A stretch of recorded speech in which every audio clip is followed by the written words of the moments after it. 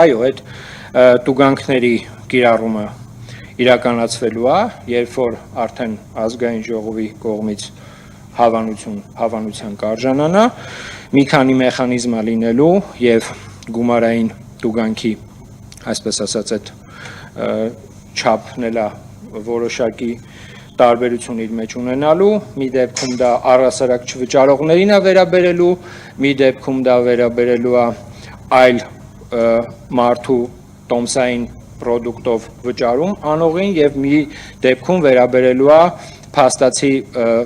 տարեկան փաթեթ ունեցող եւ եթե չեմ սխալվում առհասարակ որևիցե տրանսպորտի մեջ վճարում չկատարող մարդուն էլի, որ փաստացի ֆիքսվի, որ ինքը ունի եւ այո վճարել է, որպեսզի խուսափի, այսպես ասած, այդ տուգանքից։ Հիմա կհարցնեք երևի թե դա երբ է կիրառվելու եւ բանից ենք արդեն իրականացնելու այդ աշխատանքները։ Բնականաբար դա մեծամասամբ կախված է, ինչպես արդեն նշեցի, ազգային ժողովի կողմից արդյոք դա երբ հավանության կարժանանա թե չէ եւ դրանից հետո արդեն որոշակի տեխնիկական միջոցներով Երևանի քաղաքապետարանի այս կամ այն ստորաբաժանումը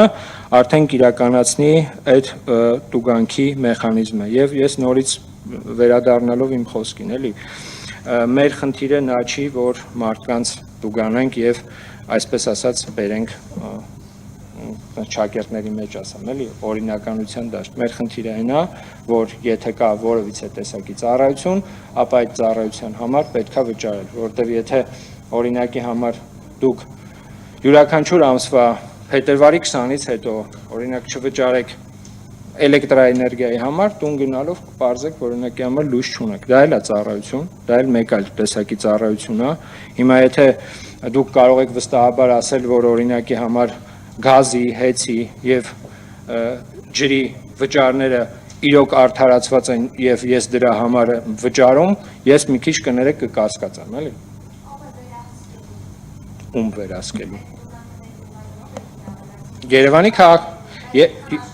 Երևանի ես նորից եմ ասում մեր խնդիրը այն չի որ մասսայական մենք սկսենք մարդկանց տուգանել չվճարելու համար մեր խնդիրը այն է որ մարդը գիտակցի որ եթե չի վճարում դրա հետևանքը լինելու է սա Երևանի քաղաքապետարանի այս կամ այն ստորաբաժանումն է դա իրականացնելու